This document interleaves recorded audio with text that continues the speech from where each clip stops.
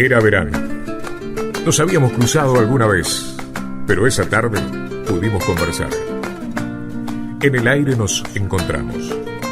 El sol se hacía sentir todavía, pero ya estaba en retirada. Atardecía. No sé si era martes, lunes o jueves. No sé si dijiste todo o quedó algo por decir. Yo te escuchaba y no era el único. Dijiste quién eras. Contaste una historia. Eras vos, toda vos. Y por un rato, fuiste mía.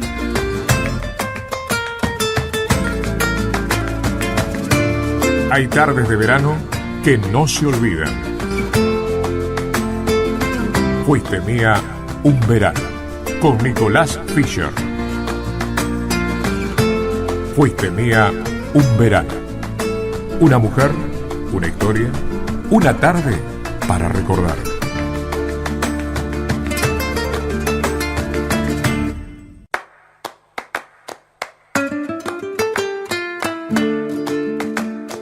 Y llegamos al jueves 28 de febrero del 2019, último día de febrero, último programa del ciclo de verano de Fuiste Mía un verano, justamente este nombre que le dio espacio a este lugar para las mujeres, aquellas que se destacan en la sociedad, que tuvimos a lo largo de algunos días de diciembre, durante todo enero y durante todo febrero también en el aire de LU20 Radio Chubut AM580. Muy buenas tardes para todos.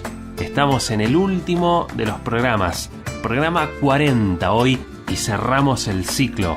Este ciclo que nos tuvo de lunes a jueves durante una hora, pero con muchísimo lugar y espacio para cada una de las entrevistas, de las historias de vida que nos fueron contando aquellas mujeres que se destacan en nuestra zona. Hoy, para repasar una de las primeras notas que tuvimos también en el ciclo con Mariela Flores Torres, reconocida docente, profesora de historia de nuestra universidad, destacada en la sociedad de Trelew también por su militancia, llega para darle el broche final a Fuiste Mía un verano por AM580. Bienvenidos hasta las 20:15 hoy en el último programa. Una mujer, una historia, una tarde para recordar. Fuiste mía un verano.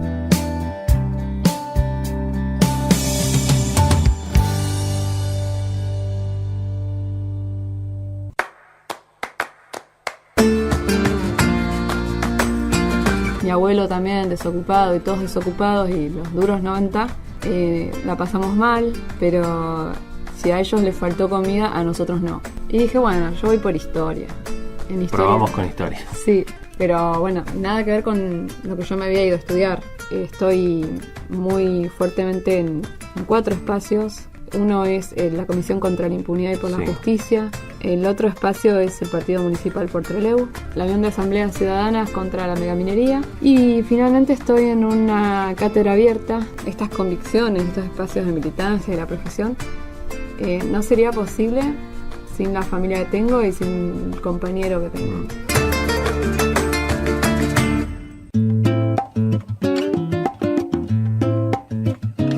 Fuiste mía un verano por LU20.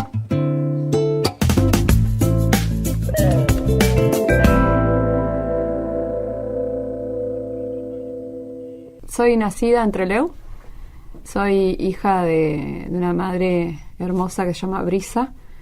Y ella junto a mis abuelos René y Feli me criaron. Todos chilenos, venidos acá a fines de los 60 a la zona de Buenos Aires. Y luego con el auge del polo industrial de Trelew, en los primeros años del 1972, durante la dictadura de la NUCE, llegaron a Trelew ellos y se instalaron acá. Mi mamá ahí empezó a trabajar en una fábrica textil que se llamaba Supersil, y mis abuelos, mi abuelo en esa época trabajaba en constructoras, empresas constructoras, era obrero en la construcción, y mi abuela ama de casa, y entre los tres se encargaron de nosotros, somos 3 hermanos, Y bueno, yo llegué en los 80, 1980. Sí, y así que ya estaban más instalados. Y bueno, la verdad es que toda la infancia que yo tuve fue hermosa porque, digamos, en mi familia existían patios abiertos y libres y los chicos podíamos estar afuera desde temprano hasta la noche jugando sin ningún tipo de miedos. A su vez teníamos yo estuve en varios barrios. Al principio estuve en barrio Perón, Presidente Perón, sí, cerca del Aeropuerto Viejo. Claro. Ahí transcurrieron mis primeros años. Mis abuelos habían tomado terreno ahí junto con otras familias y a partir de esas tomas de terrenos accedieron a sus viviendas, a sus techos, y entonces ahí empezamos nosotros a tener una casita. Después mi abuela compró un terrenito en barrio Corradi y ahí también se hizo una casita. Y bueno, finalmente mi abuelo trabajaba en una constructora y por suerte en la constructora sortearon una de las casas para uno de los obreros de la construcción. Era una casa prefabricada y bueno, en barrio Comercio de la ciudad de Trelew. Claro. Entonces terminamos viviendo en barrio Comercio de la ciudad de Trelew. En el año 82, 83 ya estábamos ahí. Y toda mi infancia fue ahí, en el barrio Comercio. Sí. Sí, muy hermosa, en la escuela 53, con muchas amigas y muchos amigos, muchos primos, una familia numerosa, todo bello. Sos profesora de historia, te vamos a ir utilizando también como justamente esa profesión que tenés. Ya diste algunos puntos de la historia y te referencias un poco en la línea histórica para empezar a contar tu vida. ¿Cómo empieza esto del amor por la historia, que me imagino termina llevándote al amor también por la militancia, ¿no? Sí, totalmente. Primero que nada empieza por mis abuelos y mi madre. Ellos fueron siempre muy trabajadores, muy laburantes. Mi mamá, como obrera textil, ya en los 90 quedó sin trabajo, claro, porque vino la etapa del neoliberalismo, de Menem, la desfinanciación del Estado. Acá cerraron muchas fábricas y ella fue una de las que se quedó sin empleo.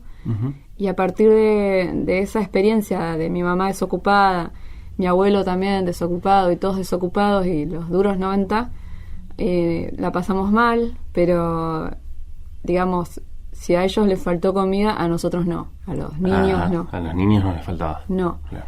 Y a partir de eso nosotros empezamos a tener una conciencia, mis hermanos, yo, mis primos, muy fuerte en relación a la clase obrera, los inmigrantes, la necesidad de juntarse, de reunirse para salir adelante juntos.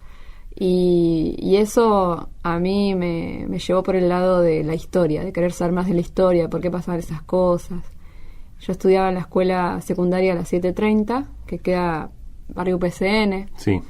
Y a partir de ahí también el grupo de estudiantes éramos todos como una junta de repitentes. Todos habíamos repetido algún año. Claro. Y no precisamente por ser burros o por falta de capacidad, sino por otras razones. Y nos rejuntaron a todos en un curso que era una sola, no era repitente. Después éramos todos repitentes. Todos repitentes. Y bueno, y ahí empezamos también a tener ciertas visiones críticas de la historia. Nuestras primeras manifestaciones fueron en un acto del 12 de octubre, no cantamos el himno, y estábamos en contra de ese día. Y mirá vos. Eso más la historia familiar de todos, que eran los 90, hizo que empecemos a tener una conciencia crítica sobre la realidad, con cuestiones cotidianas también, como por ejemplo que alguien tenía un dolor de muela. Yo tenía un dolor de muela, no tenía obra social, tenía que ir al hospital zonal. Claro. Y en vez de hacerme un tratamiento de conducto para salvar la pieza dentaria o algo, me sacaban la muela. Se sacaban la muela. No sé, la salud estaba desfinanciada. La educación, a veces teníamos clases una vez por semana. Siempre los docentes estaban con medidas de fuerza porque era terrible. Y todos esos pequeños detalles de que no te alcanzaba para la olla, de que no tenés salud, que no tenés días regulares de clase, te van dando la pauta de que algo está pasando. Claro, que no está bien. Y que no está bien. Ajá. Y que mi familia por ahí no tiene formación académica, pero son los mayores militantes políticos que conozco, porque militan el día a día y te enseñan así con esos actos de de tener que alimentar una familia, de tener que sacarla adelante. Y así, por lo menos yo configuro así mi primer conciencia sin ser demasiado consciente. O sea, yo no era consciente. Totalmente. Y ya el año 98 egresé de la escuela y había que pensar qué hacer, qué estudiar. Qué estudiar. Y qué época también para empezar a pensarlo. Re difícil. Sí. Sí. Pasó un poco esto, ¿no? Por allí nosotros que somos más jóvenes, empezar a abrir los ojos de esta conciencia de lo que pasaba en ese momento en el país, lo que había pasado antes en los 90, ¿no? Sí, la verdad que los 90 fueron terribles. La falta, el descreimiento en la política como opción de transformación. Sí. La banalización de la política, no sirve para nada, nada va a cambiar, todo va a seguir así, toda esa... Que nadie sirve. Nadie ¿no? sirve, son todos corruptos, Sí. bueno, muchas cosas que ahora están sonando nuevamente en estos tiempos, el descreimiento, pero con cambios en el medio, ¿no? Claro, claro. Y ahí en el 98 yo tenía en esa época el Estado te daba unas becas, que eran becas muy bajas, 50 pesos por mes, Sí. y en total era 600 pesos. Y me dieron una beca del Plan Social Educativo.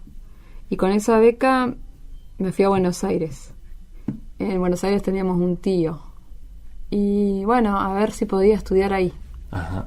No aguanté ni 2 meses.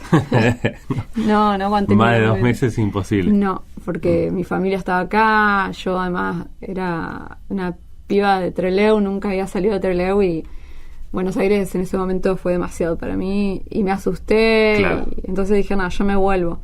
Y en mi familia nunca nadie me recriminó eso, nadie me dijo cómo desperdiciaste una beca, Claro. o cómo desperdiciaste estar allá. Al contrario, llegué y me dijeron, bueno, mira, es sencillo, si volviste acá, Ujú. ¿vas a trabajar o vas a estudiar? O a estudiar. Decidilo. Y bueno, Una yo de las dije, dos. a estudiar, Claro. si puedo estudiar.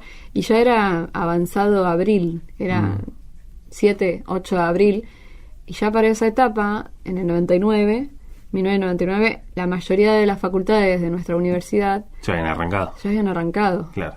Así que pregunto, y Humanidades todavía recibía inscripciones. Entonces ahí me tiraba a letras, Sí. porque me gusta mucho letras, me encanta. Estaba historia, estaba geografía, ciencias políticas. Y dije, bueno, yo voy por historia. En historia. Probamos con historia. Sí, pero bueno, nada que ver con lo que yo me había ido a estudiar. Claro. Yo me había ido a estudiar bioquímica. Absolutamente nada que ver. Nada que ver. Y con el criterio de que para mí el bioquímico tenía resuelta la vida económicamente, porque Nada más que para eso. sí, yo sentía eso. Y bueno, era muy inocente mi pensamiento. No iba a llegar muy lejos eso, digo, ¿no? No. Así que, porque bueno, después comprendí toda la dinámica del área bioquímica, que no es sencillo montar un laboratorio, que es muy caro todo. Claro. O sea, todo es difícil. Ujú. Y bueno, no me gustaba para nada ni la química ni la matemática, así que tampoco me iba a llegar muy lejos. No. Así que en historia arranqué y recuerdo muy fuertemente que las cursadas eran de muchas horas, es decir, cada materia tenía 3 horas de cursada y arrancabas con 3 materias. Claro. Y entonces empezabas a las 2 de la tarde y salías a las 9 de la noche. Todo el día ahí. Todo el día cursando. Y para mí, que venía del secundario, donde había clases intermitentemente, porque era un secundario de los 90, No estabas acostumbrada, ni mucho menos. no, para nada. Y yo soy de los sectores populares, hija Claro. de obreros, mi abuelo en Chile era minero. Hay palabras que eran ajenas a mí, que usaban los docentes. Claro. Por ejemplo, no sé, hablaban de posibilismo o hablaban de, en esa época, hablaban de neoliberalismo o marxismo y yo las Para había vos era, escuchado. claro, pero no podías entender bien de qué se trataba. Exacto, entonces yo anotaba todo eso, tenía como un cuaderno y al final tenía un diccionario. O sea, yo me había puesto un diccionario de palabras desconocidas. Ah.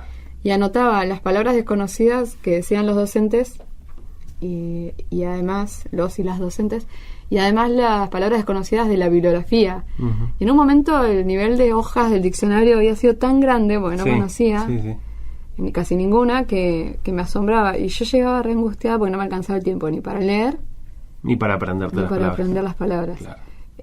Así que ahí también la salida fue colectiva, empezar a juntarse con otros y otras que andaban en la misma, que éramos de la misma onda, también hijos de obreros, hijas de obreros, y así nos empezamos a hacer el aguante. Se notaba mucho la diferencia entre los que, por ejemplo, siempre habían tenido formación en su casa, formación académica, o libros o computadoras, y los que no lo habíamos tenido.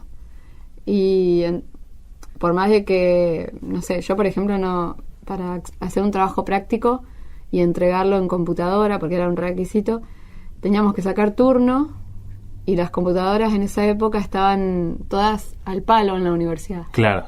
O sea que vos tenías que anotarte como con una semana de anticipación para pedir un 2 turno horas. En la computadora, sí. Y te tenías que ir con todo listo para pasarlo.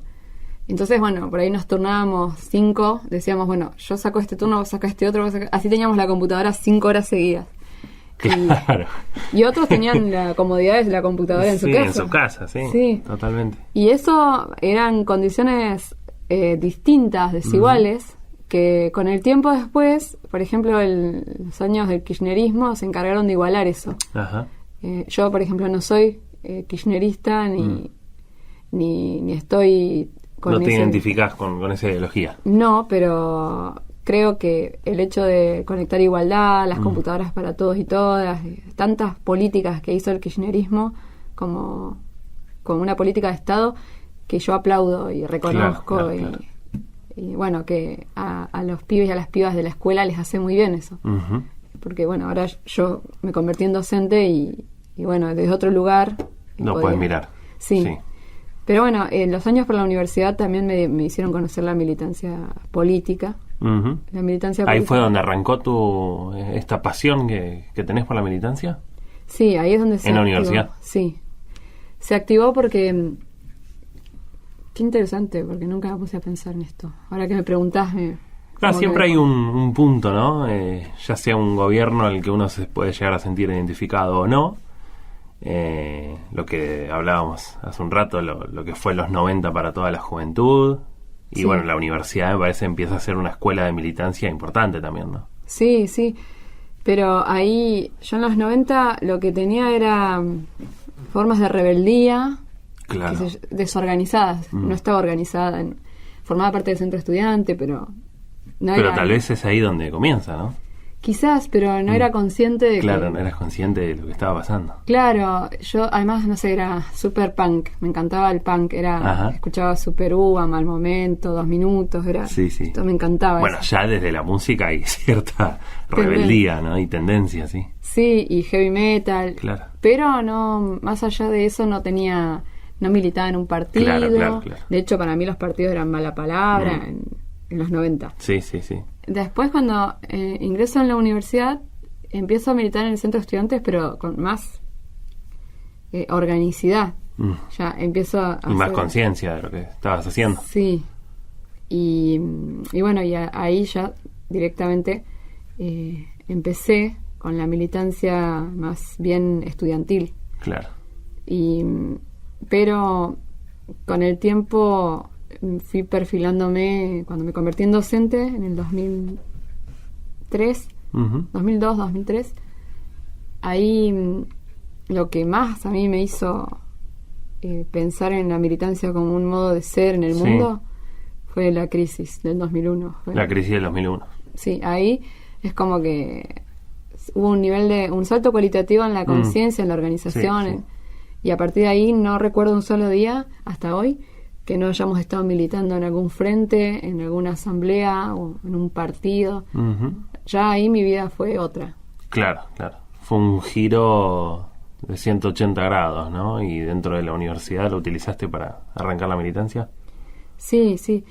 Yo me acuerdo que era diciembre del 2001 y estábamos en el comedor universitario con varios compañeros y compañeras y también llegaban mucha gente de los barrios porque existía el rumor de que se iba a saquear en esa época Casatía, que quedaba ahí donde queda Carrefour. Sí. Y también se decía que el Consejo Deliberante iba a entregar bolsones de Navidad, la gente tenía mucho hambre, así que había colas interminables. Y nosotros estábamos en el comedor porque había una tele ahí en el comedor y estábamos viendo lo que pasaba en Buenos Aires el 19 y 20. Claro. Y ya había habido represión, ya había de la Rúa decretado el estado de sitio y la gente había salido a la calle masivamente. Y estábamos como ahí expectantes de lo que ocurría. Y ese día hubo acá en Trelew márgenes de violencia, de saqueo y de represión. Y entonces, como yo viví eso en forma directa, porque lo vi estando ahí y no lo podía creer, es como que mirás la película estando y no puedes creer que haya tantos lo que grados está pasando. El hambre de la gente, la necesidad. Bueno, así que ahí ese 2001 fue de apertura y ahí empezamos a militar en las coordinadoras de trabajadores desocupados. Participamos activamente de los cortes de ruta, los piquetes, participamos de distintos frentes y ya hoy por hoy, con 38 años, estoy muy fuertemente en 4 espacios. Uno es la Comisión contra la Impunidad y por la Justicia, que ahí luchamos contra la violencia judicial y policial. Y es un espacio en el que nosotros aprendemos muchísimo de los familiares. El otro espacio es el Partido Municipal por Trelew, donde nosotros simplemente tenemos la intención de experimentar lo que es una experiencia municipal, el municipalismo. No tenemos vinculación con ningún partido por afuera de lo municipal. Y con ninguno adentro tampoco. O sea, somos autónomos. Y arrancamos en el 2015 como opción política partidaria. Y los otros 2 frentes son la Unión de Asambleas Ciudadanas contra la megaminería, que venimos muy fuertemente aprendiendo la experiencia de Esquel, del No a la Mina en el 2003. Y bueno, acá nos conformamos como foro en el 2008 y como asamblea en el 2012. Y seguimos ahí, y viste que justo en estos tiempos hay mucha ofensiva. Claro. Y finalmente estoy en una cátedra abierta donde trabajamos mucho problemáticas de mundo afroasiático y nuestro americano, digamos. Trabajamos con las naciones mapuche, kurda, palestina, viendo sus luchas, viendo qué tienen de experiencias parecidas, qué de diferente. Y esos 4 espacios son los que conforman la militancia actual mía y de tantos compañeros y compañeras que estamos ahí.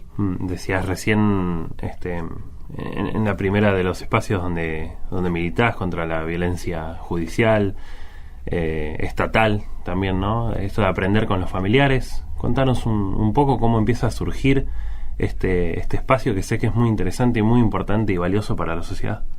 Bueno, la Comisión contra la Impunidad se formó inicialmente a partir de un caso muy conocido en Trelew, que es el asesinato de Julián Antillanca en el 2010.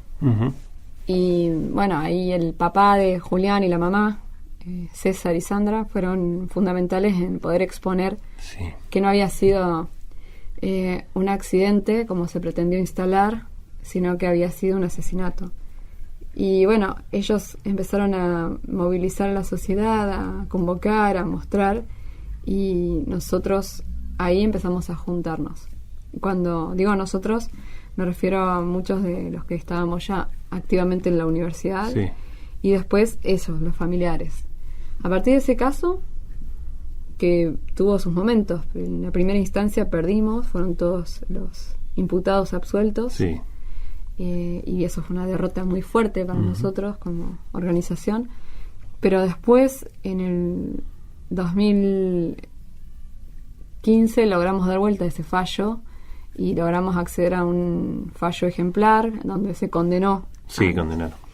Pero en el medio, entre el 2010 y el 2015, con las derrotas y las pequeñas victorias, se fueron sumando otros familiares que también querían denunciar casos de abuso policial, apremios, querían exponer la corporación judicial, y entonces eso nos hizo aprender muchísimo desde lo que es organizar y armar un habeas corpus preventivo, hasta lo que es un amparo, lo que es una denuncia, y después sobre todo desde la condición humana de una persona que pierde a alguien en forma tan terrible como es el llamado gatillo fácil. Sí.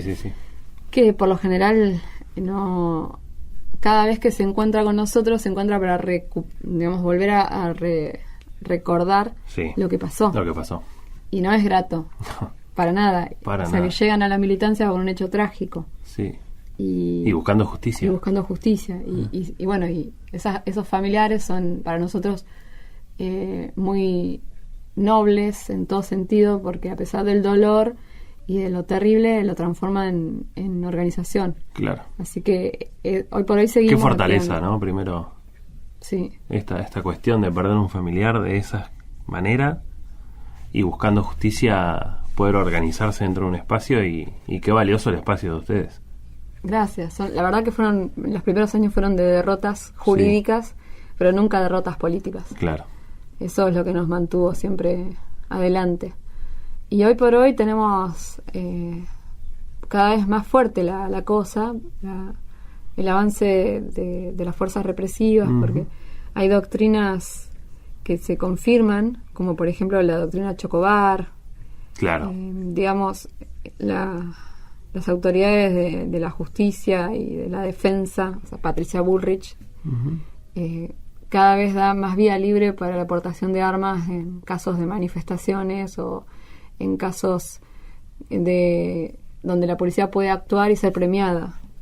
Y entonces eso a nosotros nos trae más casos de abusos. Claro. Nosotros somos una asociación, hoy por hoy somos una asociación civil con personería jurídica, y eso nos permite, entre otras cosas, poder ser querellantes. Hay muchas compañeras y compañeros abogados. Claro. Así que bueno, es un espacio que ha crecido, pero también han crecido las condiciones de impunidad con estos. Y ese es el punto negativo. ¿Pensás que estas cuestiones que pasan, que se ven hoy por hoy en los medios, los anuncios de Patricia Bullrich, esto de las Fuerzas Armadas, de poder utilizar las armas, es parte de un error de ellos como funcionarios, una ideología? ¿Qué opinión tenés? Yo creo que es parte de una planificación sistemática de persecución, hostigamiento y aniquilación de la población que ellos consideran el enemigo interno. Digamos, creo que es parte de su propaganda incluso. Claro. Una propaganda muy perversa en donde se crea un enemigo interno como chivo expiatorio de todo y se lo persigue, se lo aniquila, se lo extermina. Este gobierno está muy ensañado con los luchadores y las luchadoras, y sobre todo con los luchadores mapuches o de pueblos originarios, y está muy ensañado con los sectores populares. La semana pasada asesinaron a un pibe en una toma, en una matanza, una policía mujer. La verdad que al día siguiente, en repudio a ese asesinato, mataron a otro pibe también en Córdoba. Y fíjate vos, los dos de la CETEP, es decir, de la Coordinadora de Economía Social y Popular. Sí. Entonces, no matan al hijo de un fiscal o no desaparece alguien. No digo que nadie tenga que desaparecer, no, claramente. Pero es muy concreta la política sistemática de enemigo interno, generar un enemigo interno que es el pobre o el mapuche, criminalizarlo, asediarlo, hostigarlo y matarlo. Los pibes que mueren siempre por gatillo fácil son todos de sectores populares. Ahora, hace unos días, el 29 de noviembre, vimos con mucha tristeza como el juez federal Geral salió a cerrar el caso Maldonado sin que se cumplan todavía algunos oficios o investigaciones que estaban pendientes. Es decir, sin que la parte de la familia todavía tomara conocimiento de unos procesos de investigación pendientes. A pesar de que no tomaron conocimiento ni vistas, el juez cerró la causa. Eso para nosotros no es más que una decisión política. Ajá. Es una decisión política del juez Geral cerrar la causa y no tiene nada que ver con el procedimiento de investigación ni con lo jurídico. Entonces, no vamos a parar hasta cuestionar en todas las instancias, en magistrados nacionales e internacionales, porque se está llevando adelante, con el apoyo del gobierno, de la clase política que domina, se está llevando adelante una política de impunidad absoluta. Entonces yo creo que esto está planificado, no es una equivocación, no es un error, no es algo aislado, es parte de una planificación sistemática contra los sectores populares y contra el pueblo mapuche tehuelche. ¿Pensabas, y llevándolo otra vez a esto de la línea histórica de tus estudios, tu militancia, después de tanto tiempo que puedan ocurrir estas cosas en Argentina, imaginabas que podía haber un Maldonado de esta manera, como lo pensás? La desaparición de personas se produjo tanto en dictadura como en democracia, por lo tanto no me sorprende a mí que en democracia desaparezcan personas, pero la verdad que el nivel de perversión, las operaciones mediáticas, la persecución que sufre la familia, nunca imaginé que se iba a volver a vivir esto. Los gendarmes se sienten como envalentonados y están hostigando fuertemente a la familia de Santiago y a los mapuches, y la verdad que si vos te sentís con esa valentía y esa impunidad de actuar, de amenazar, es porque hay alguien que te banca. Hay una clase política que te banca para eso. Y yo nunca imaginé que iba a ser tan obsceno, pero lo es. Lo es, y por eso hay protocolos nuevos de actuación en casos de manifestaciones, en casos de por ejemplo, las tomas de edificios públicos como una medida de fuerza. Bueno, ahora hay un protocolo sobre cómo actuar, claro, que es mucho más permisivo de las fuerzas. Y yo creo que es una forma de democracia condicionada, porque básicamente la clase política que domina hoy llegó por el voto popular, ¿no? Por el voto. Pero todas las formas de acción o de políticas públicas que tienen son muy parecidas a las políticas fascistas. Y los fascismos llegan al gobierno por el voto popular también. Claro. Esto está demostrado. Por ejemplo, el nazismo llegó por medio del voto popular. Claro. Así que una tristeza infinita, pero moralmente estamos muy fuertes como sociedad, porque entendemos que esto no puede seguir, que tenemos memoria, que tenemos todavía muchas de nuestras referentes históricas que luchan contra la impunidad vivas y nos acompañan, Nora Cortiñas, Estela de Carlotto, bueno, tantas referentes de derechos humanos que no podemos perder no nos pueden ganar moralmente ni políticamente.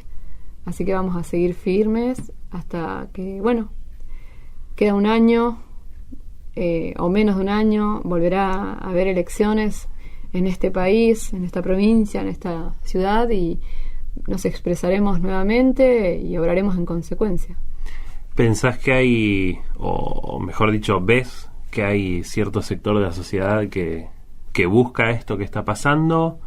Decías, llega este tipo de modelo a través del voto popular, ¿llegan engañados o es realmente lo que por allí algunas personas, te pregunto lo que ves de la militancia, si algunas personas quieren esto, ¿no? Creo que lo estoy pensando todavía, eso. Creo que todos lo estamos pensando, porque no puedo de ninguna manera aceptar o entender que alguien de buena fe quiera esto. Entonces, todavía estoy evaluando las razones por las cuales la gente ha decidido, por un mínimo porcentaje, pero ha decidido poner a esta clase política en el poder. Ya creo que son sobradas las evidencias de que esta clase política empresarial, fuertemente eclesiástica, es una clase política empresarial eclesiástica que domina con una política antiderechos Y yo creo que la gente se ha dado cuenta de esto, que quizás los que tenían buena fe depositaron el voto porque creían que se iba a acabar la corrupción, lo que ellos llaman la corrupción. Esa gente creo que ha resultado afectada por estas políticas, porque bueno, se ve claramente con los impuestos, los tarifazos, con el aumento de los combustibles, con el aumento de los productos más básicos de alimentación, con que no te alcance el salario, con que cada vez hay más gente durmiendo en la calle. Bueno, todo eso la gente lo ve. Entonces, las condiciones de este 2019 creo que van a ser distintas. Y apelo a que la ciudadanía política puedan optar por algo mejor. O como decía Tilio Borón, un referente politólogo de la Argentina, en el 2015 decía que había dos opciones en el balotaje, que una era la opción de Macri y otra era la opción de Scioli. Y en esa coyuntura, a partir de los planes, digamos, las plataformas políticas de los dos, él hablaba del mal menor. Y el mal menor para él era Scioli. Porque tampoco es que tenía un proyecto muy superador en esa coyuntura en el 2015. Pero él hablaba del mal menor y llamaba a votar a Scioli, porque consideraba que el mal mayor era Macri.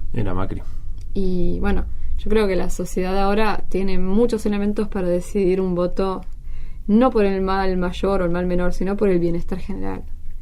Que voten por el bienestar general, que voten pensando en el bienestar de todas y todos. Y yo creo que van a hacerlo. Ojalá. ¿Crees en esto de que hay una grieta, que son dos bandos, o lo llevas más allá en que no se termina en dos lugares la política? Yo creo que esto del dualismo es una estrategia. No me parece que sean dos bandos. Me parece que hay muchas más opciones en la sociedad. Y lo que ocurre es que se terminó presentando como dos bandos con el balotaje, finalmente, en las elecciones pasadas. Y después quedó como toda la propaganda instalada desde todos los medios. Clarín es el gobierno de Macri y demás, y Página 12 es el gobierno de Cristina. Pero en el medio hay muchos matices. Claro. Así que yo creo que siempre que te presentan un mundo clasificado en categorías binarias hay que desconfiar de eso y que hay que ver los matices. Y bueno, creo que ahí nos enriquecemos todos porque vemos las diferencias y podemos pensar en que un mundo pluriversal es realmente más bello. A partir de nuestras diferencias y abrazando nuestras diferencias podemos entendernos más. Así que yo creo en eso, en la diversidad, desconfío de las polaridades y creo que ahí cuando vemos los matices y la heterogeneidad nos enriquecemos todos. Espero que la gente pueda verlo en la política también y le dé opción a otros espacios políticos que se presenten, ya sea en el terreno municipal o provincial. Claro. Mariela, ¿cómo te llevas con el feminismo? ¿Te sentís parte de este movimiento que viene creciendo tanto? Sí, definitivamente. Yo creo en el movimiento de mujeres a nivel general y en el feminismo en particular. Y me reconozco, me representa. Aprendo mucho porque, como yo te contaba, nosotros y nosotras tenemos una cátedra abierta donde vemos el mundo de África, el mundo de Asia y nuestra América. Y ahí conocemos otros feminismos, como el feminismo afro o el feminismo islámico, que son diferentes de los feminismos hegemónicos, blancos, occidentales. Y entonces, conceptos como libertad o igualdad, al conocer otras realidades, te ayudan mucho a poder valorar la propia. Y también, de nuevo, ver las diferencias. No sé, por ejemplo, en el mundo islámico, las mujeres que creen en el Islam como una religión, muchas dicen que el Islam es la igualdad. O sea, dicen que lejos de la visión que hay de que las mujeres musulmanas están sometidas, veladas, tapadas, ellas creen que el Islam es la igualdad. Eso es la igualdad. no en esos términos, pero dicen, si hay algo que lucha por el acceder a la igualdad, o si hay una doctrina que propone la igualdad, es el Islam, dicen ellas. Por lo tanto, no necesitamos el feminismo. Está bien. Plantean las compañeras musulmanas, algunas de ellas. Y plantean que en realidad en el Islam no hay desigualdad, sino que los que han producido la desigualdad son los que hacen un Islam patriarcal. Entonces, claro, son de nuevo una política patriarcal sobre una doctrina islámica. Entonces, bueno, ahí nosotros aprendemos mucho de cómo para ellas llevar un velo no es señal de sometimiento, sino al contrario, ellas están todas tapadas. Además hay muchas variedades de velo. No es lo mismo el velo que se usa en Irán que el velo que se usa en Arabia Saudí, que el velo que se usa en Argelia o que el velo que se usa en Palestina. Son diferentes, pero ellas dicen que las mujeres occidentales que se sienten representantes de un feminismo hegemónico, blanco, tienen quizás el cuerpo mucho más libre, quizás andan más ligeras de ropas, pero tienen velados los ojos. Claro. Bueno, es muy interesante conocer los matices de los feminismos y cómo cada mujer en cada lugar busca sus formas de empoderamiento o de ver de qué manera puede funcionar para mejorar sus condiciones de vida. Eso a mí me maravilla. Y después, concretamente, algo que me ha abierto la cabeza mucho del feminismo, que me ha hecho pensar en todo, es un libro de una autora que se llama Silvia Federici. Es una autora que se lee muy fácilmente y sus libros se consiguen. Ella plantea, entre otras cosas, que el capitalismo, que es este sistema que nos domina y nos oprime a hombres y mujeres, pero particularmente a las mujeres, porque viene de la mano del patriarcado, es un sistema cuya condición de posibilidad es dividir o separar a la mujer de la tierra, de la madre tierra. Entonces, las mujeres que tradicionalmente, las mujeres originarias, por ejemplo, de América, que originalmente trabajaban la tierra, tenían un vínculo con la tierra, que se encargaban de las crianzas comunitarias, es decir, no de tener un hijo y vos cuidarlo solamente, sino que todos estaban al cuidado de un niño, que se encargaban de las danzas, de los bailes, todas esas tareas y todas esas acciones. El capitalismo, como condición de posibilidad, o sea, para que exista el capitalismo, lo que hizo es separar a la mujer de eso y recluirla al terreno de la familia, de la casa, de lo doméstico. Entonces la mujer fue perdiendo el contacto con la tierra, el contacto con otras mujeres, el contacto con las crianzas compartidas, el contacto con los saberes que se compartían, todos esos espacios, y se convirtió en un sujeto invisible que hace trabajo totalmente gratuito en la casa, donde se encarga de alimentar a los sujetos para que vayan a trabajar, de cuidar a los hijos de forma individual, de alienarse a sí misma cada vez más y aportar gratuitamente al capitalismo. Claro. O sea, eso a mí como me ayudó a ver el proceso histórico de la separación de la mujer de tareas que siempre hizo, y las hizo como empoderamiento. Antes la mujer decidía qué consumir, por ejemplo, tenía su huerta, o tenía sus plantas, o iba y decidía qué comer. Tenía soberanía alimentaria, cómo cultivarlo, todos esos saberes ahora están, primero, se han apropiado de esos saberes, el capitalismo los ha convertido en consumo. Y vos han decidido tu menú, vos vas y comprás, o en un supermercado un producto que viene envasado, o vas a un restaurante. Eso antes lo decidían las mujeres, en familia, en comunidad. Y también eso, el capitalismo rompió los lazos comunitarios. Por eso cuando vemos las realidades de pueblos originarios, o las mujeres kurdas, o las mujeres saharauis, o las palestinas, y vemos esas otras vinculaciones distintas que tienen con la tierra, con las comunidades, con las religiones, con los saberes, se nos abre mucho la cabeza, donde vemos que el capitalismo no penetró del todo en esas estructuras. Así que el feminismo para mí muestra todas estas formas de apropiación del capital de los espacios de la mujer, y al nosotros tomar conciencia de eso, podemos intervenir más eficientemente sobre eso para desarmarlo. Así que para mí el feminismo es, como se dice, no hay revolución posible sin feminismo. Y por eso la revolución será feminista o no será. Claro. Bueno, eso me pasa con el feminismo. Hace poco tuvimos acá en nuestra zona el Encuentro Nacional de Mujeres. ¿Qué tan bien le hizo a la sociedad según tu punto de vista? Para mí, que colaboré, digamos, no fui parte de la comisión organizadora, que eran cerca de 43, 50 mujeres de acá de Chubut, que son las que se pusieron al hombro todo, y yo soy una modesta colaboradora nomás.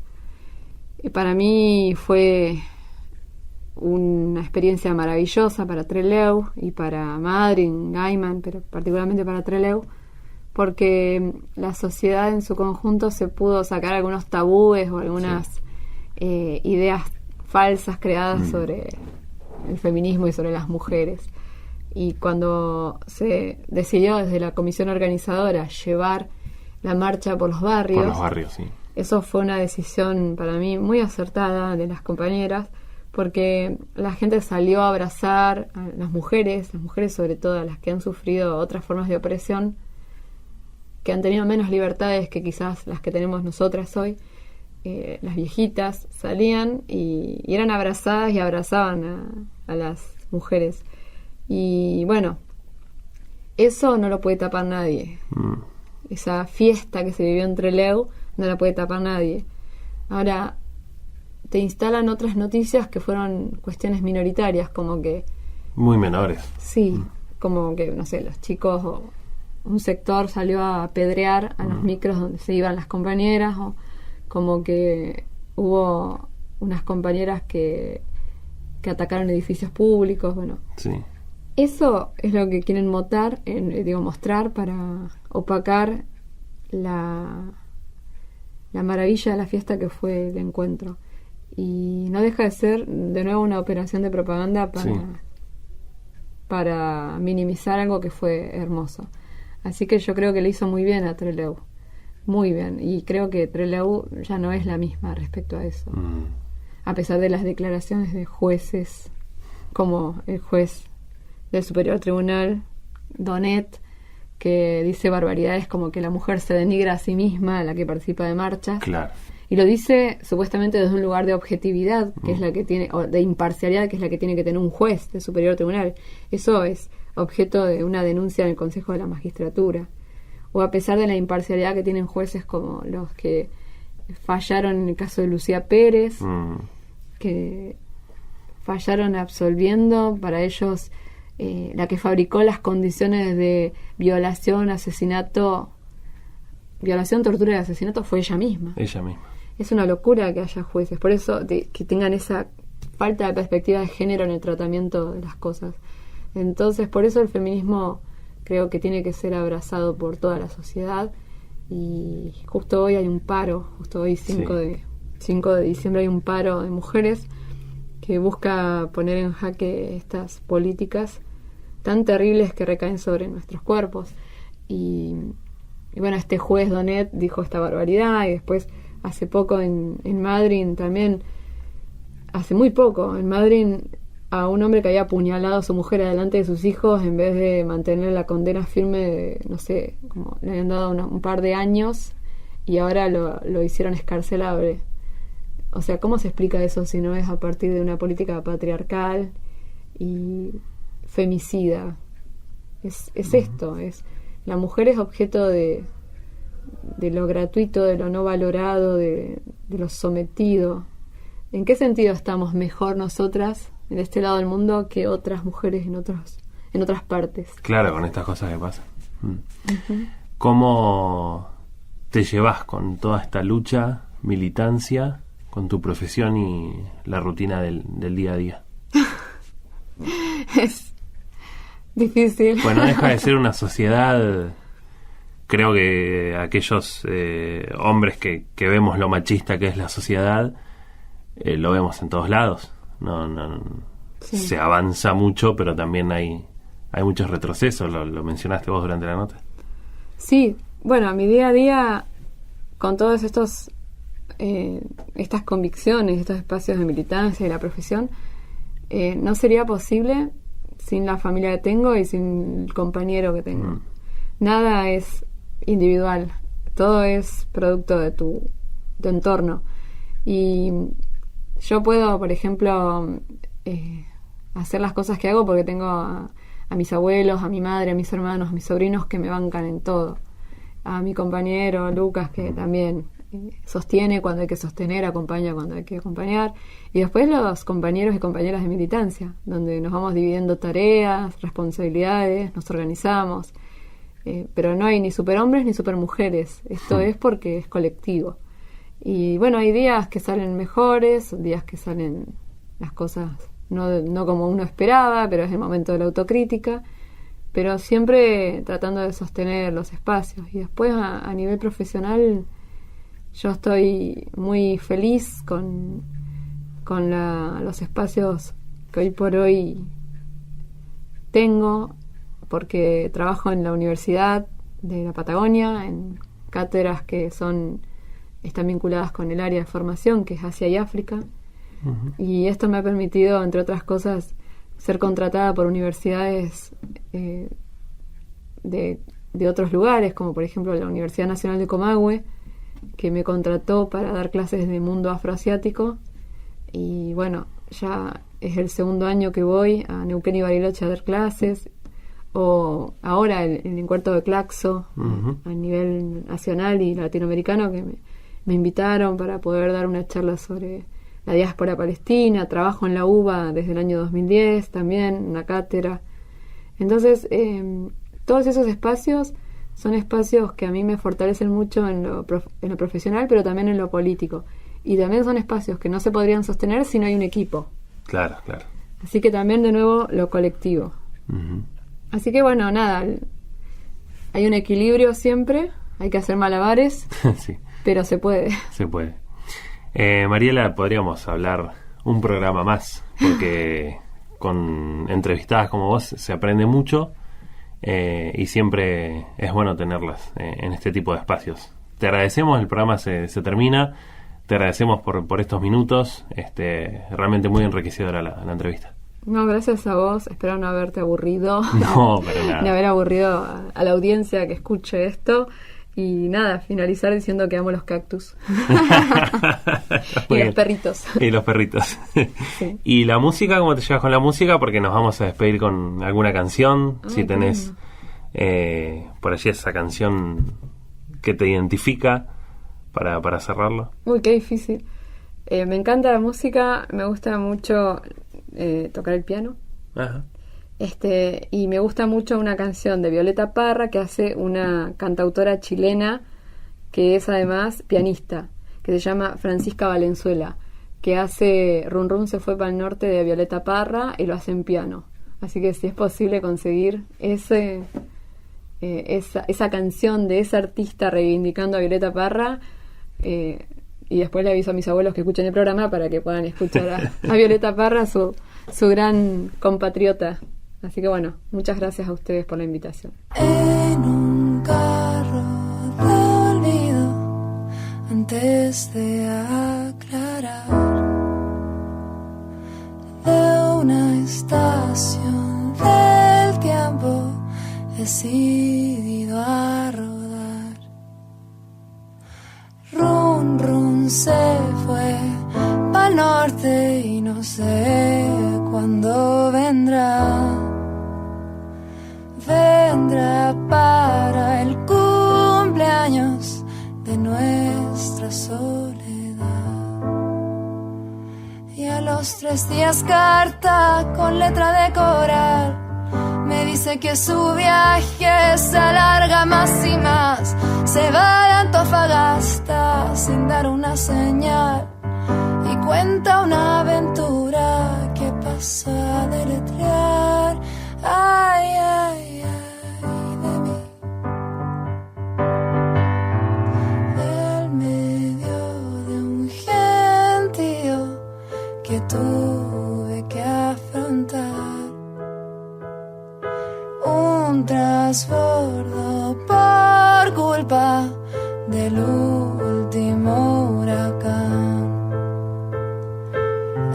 en un puente quebrado cerca de Vallenar, con una cruz al hombro, run run debió cruzar. Run run siguió su viaje, llegó al alta madrugar, sentado en una piedra se puso a divagar, que sí, que esto, que el otro, que nunca, que además, que la vida es mentira, que la muerte es verdad, y vacía como el hueco del mundo terrenal. Rum Rum mandó su carta por mandarla nomás, y Rum Rum se fue para el norte, yo me quedé en el sur, y al medio hay un abismo sin música ni luz. Ay, ay, ay.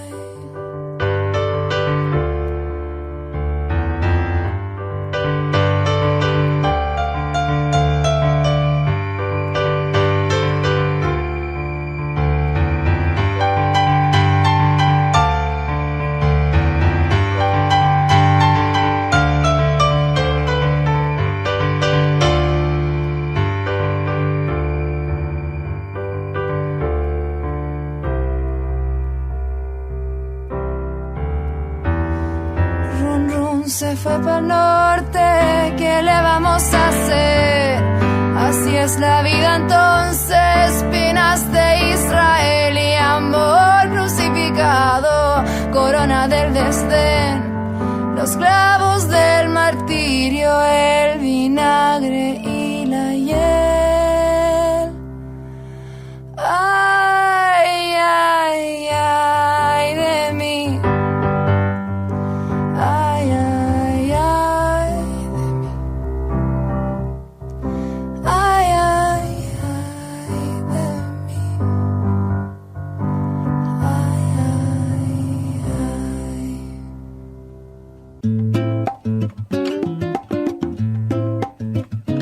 Fuiste mía un verano por LU20.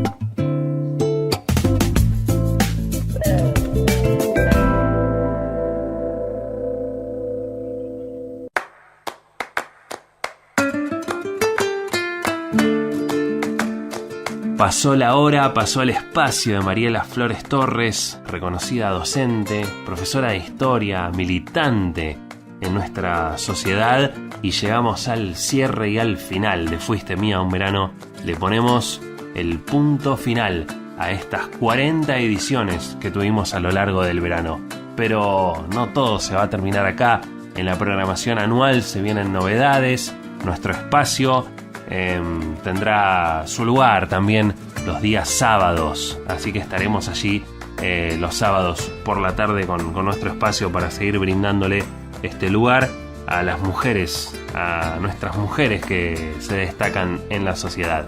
Un placer haber compartido cada uno de los 40 programas en el aire de LU20 Radio Chubut en AM 580. Les agradecemos a todos ustedes que nos acompañaron, que nos hicieron llegar a través de los mensajes en las redes sociales, el acompañamiento en cada uno de los programas. Un placer haber compartido Fuiste Mía un verano. Nos reencontramos en el aire de la radio. Allí nos vamos a ver y nos vamos a escuchar los días sábados. Muchas gracias.